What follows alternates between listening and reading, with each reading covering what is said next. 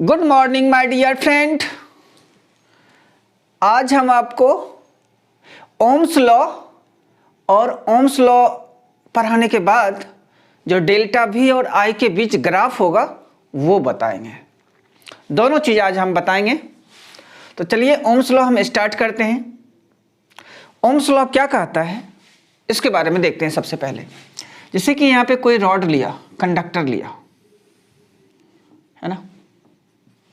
मान लिया ये पॉइंट ए है और ये पॉइंट बी है।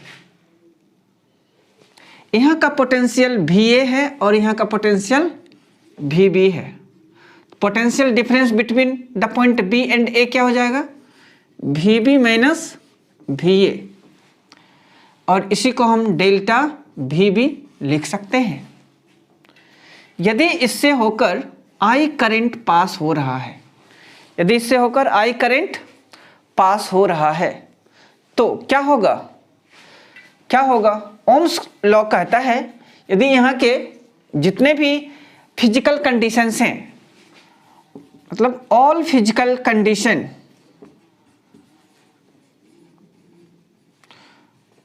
ऑल फिजिकल कंडीशन रिमेन्स,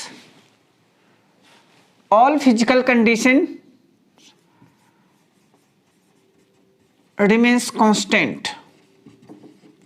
जब मैं सारे फिजिकल कंडीशन को अगर मैं कांस्टेंट रखूं, जैसे मैं कहूँगा टेम्परेचर हुआ, प्रेशर हुआ, ह्यूमिडिटी है, इन सब को जैसे ही कांस्टेंट रखता हूं ना तो क्या हो जाता है? डेल्टा भी डायरेक्टली प्रोपोर्शनल टू आई हो जाता है।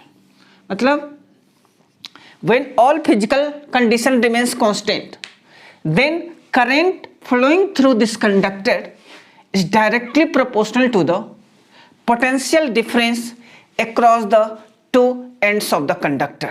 ओम्स लॉ यही कहता है यदि मैं सारे फिजिकल कंडीशन को यहाँ पे कांस्टेंट कर दूं, टेम्परेचर भी कांस्टेंट कर दूं, ह्यूमिडिटी भी कांस्टेंट कर दूं, प्रेशर भी कांस्टेंट कर दूं और बाकी चीज़ें जो है उसको भी सबको कांस्टेंट कर दूं, तो इससे होके जो करंट पास करता है that is directly proportional to the potential difference between two ends of the conductor. बस यही ओम्स लॉ कहता है, यही ओम्स लॉ है। Delta V is directly proportional to I. हम इसको लिख लेते हैं, है ना। लिखना है according to Ohm's law, when all physical condition remains constant,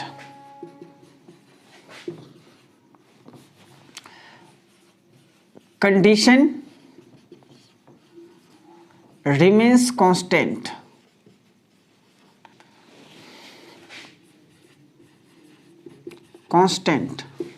then current flowing through the conductor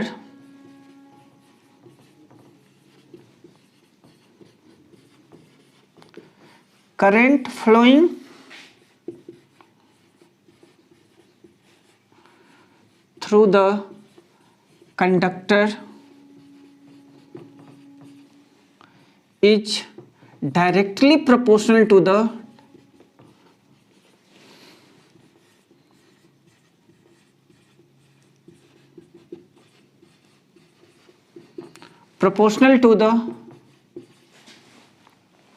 potential difference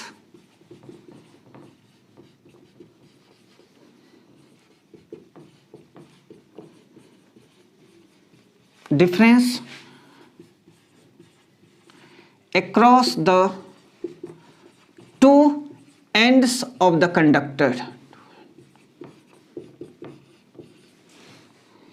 यही ओम्स लॉ कहता है ना। When all physical condition remains constant, when all physical condition remains constant, then current flowing through the conductor is directly proportional to the potential difference across the two ends of the conductor। If delta V is the potential difference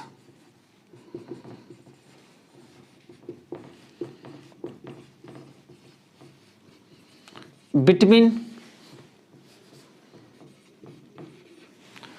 two ends of the conductor,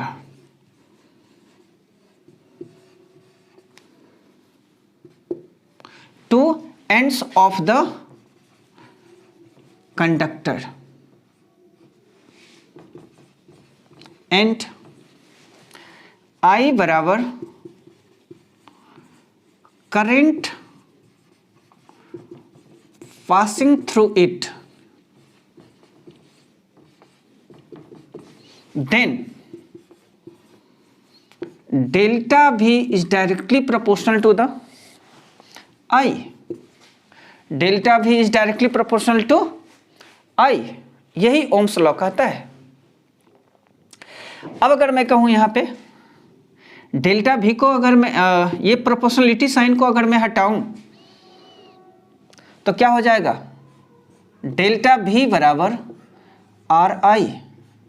proportionality sign को हटाकर equal to का जब sign लगाते हैं तो उसके बदले में एक कांस्टेंट आता है जो यहाँ पे आर आया है, और डेल्टा भी बराबर आई आर। यहाँ से ये ओम्स लॉ आ गया, जहाँ पे वेयर आर बराबर constant,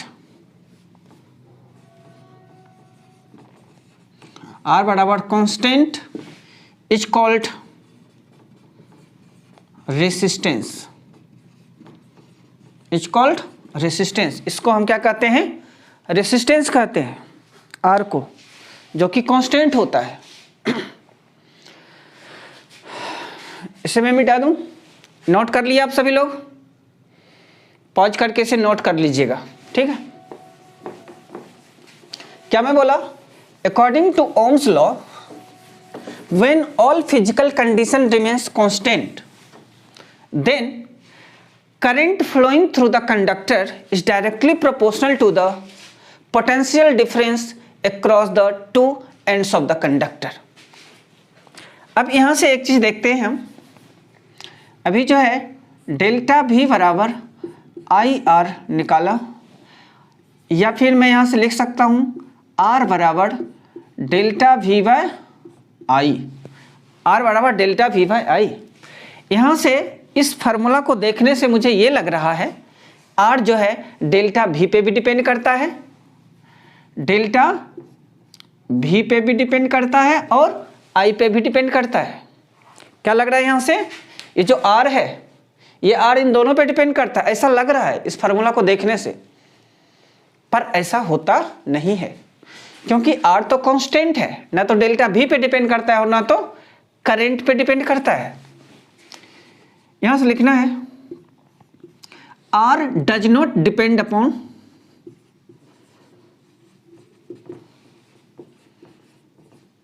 depends upon delta V, यानी पोटेंशियल डिफरेंस एंड I, इन दोनों में से किसी पे डिपेंड नहीं करता है। जैसे मैं कहूंगा I किस पे डिपेंड करता है, I डिपेंड अपॉन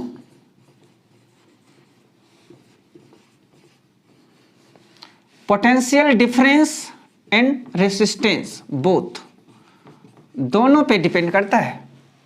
I जो है दोनों पे डिपेंड करता है।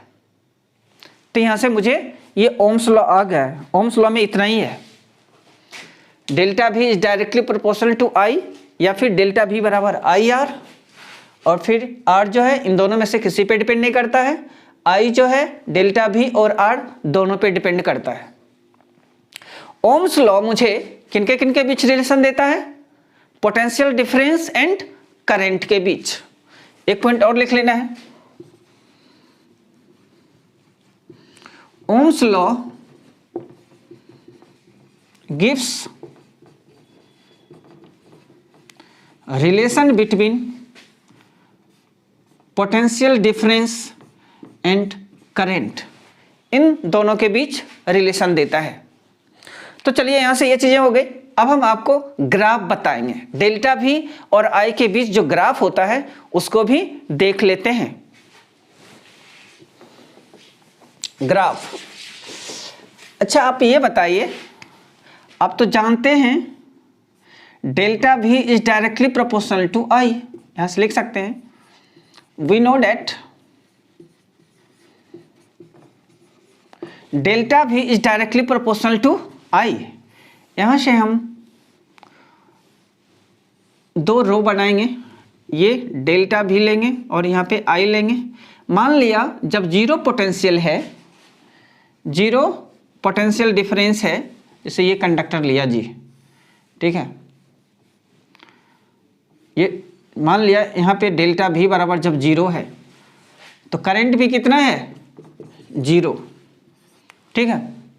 मान लिया डेल्टा भी बराबर जो है दे दिया है 1 ओम, सॉरी 1 वोल्ट दे दिया है, तो आई कितना हो जाएगा, मान लिया 2 एम्पियर हो गया। यहाँ पे व्हेन डेल्टा भी बराबर 1 वोल्ट देन करंट कितना, 2 एम्पियर। अब मान लिया पोटेंशियल डिफरेंस जो है डेल्टा भी बराबर 2 वोल्ट दिया है, तो आई बराबर कितना हो जाएगा, 4 एम्पियर मान लिया, यहाँ से हो जाएगा 4 एम्पियर, ठीक है। अब इसका ग्राफ बनाना है मुझे। ग्राफ जो होगा इसका इस तरह करके होगा, इसको हम डेल्टा भी लेते हैं और इसको करंट लेते हैं। अब देखिए मान लिया कि ये 1 है और ये 2 है, ये 3 है, ये 4 है और फिर ये 1, ये 2, ये 3, ठीक है। अब देखिए यहाँ पे 0 0 तो यही होगा, डेल्टा भी कितना है, 1 है, तो करंट कितना है, 2 है, कितना है, 2 है, तो यहाँ से यहाँ मिल गया। फिर डेल्टा भी 2 है, यहाँ पे कहाँ तक जाएगा, आई बराबर 4 है यहाँ तक। अब इसको क्या करेंगे हम,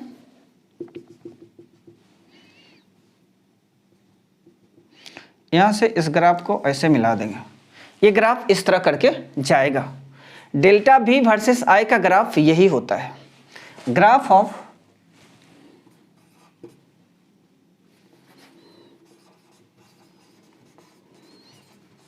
डेल्टा भी वर्सेस आई। डेल्टा भी वर्सेस आई का ग्राफ ये है।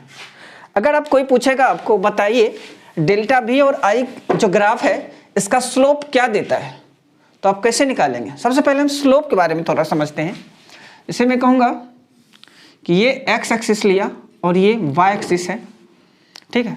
मान लिया कि एक्स जो है डायरेक्टली प्रोपोर्शनल टू वाई है, तो इसका ग्राफ इस तरह करके होगा। अब यहाँ पे कोई पॉइंट ए लिया और एक पॉइंट यहाँ पे बी लिया, कोई बोलेगा कि बताओ ए और बी के बीच का जो है स्लोप क्या है, स्लोप कैसे निकालेंगे। हम क्या करेंगे, यहाँ पे एक ट्रायंगल बनाएंगे, यहाँ से x1 लेंगे और ये x2 होगा। मान लिया ये जो है y1 है और ये कितना है, y2 है। अब इसको यहाँ से मिला दिया। अब जो है देखिए ये एक ट्रायंगल बन गया, ए बी, इसको हम सी मान लेते हैं। ए बी सी एक क्या बन गया, ट्रायंगल बन गया। मान लिया ये एंगल थीटा है, ये एंगल थीटा है। अब मुझे कोई पूछेगा चलो बी सी कितना होगा, तो y2 माइनस y1 हो जाएगा।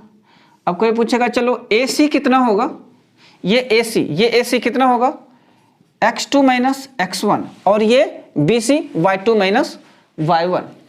अच्छा, अब कोई अगर पूछेगा आपको कि बताइए टेन थीटा क्या होता है, टेन थीटा बराबर परपेंडिकुलर अपॉन बेस होता है।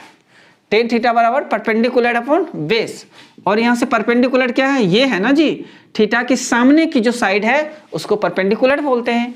तो ये परपेंडिकुलर हुआ और ये बेस हुआ। ये कितना दिया हुआ है, इतना माइनस इतना। अगर मैं इसमें से इसको घटा दूं तो ये आ जाएगा और ये लेंथ ये हो जाता है, तो यहाँ से y2 माइनस y1 आ गया। उसके बाद इस इतना में से अगर मैं इसको घटा दूं तो मुझे ये लेंथ आ जाएगी जो कि x2 माइनस x1 है, तो यहाँ से आ गया टेन थीटा, और टेन थीटा को ही तो स्लोप कहा जाता है। Slope is equal to tan theta is equal to y2 minus, हाँ, इक्वल टू कितना, y2 minus y1 upon x2 minus x1। यहाँ से ये स्लोप आ गया।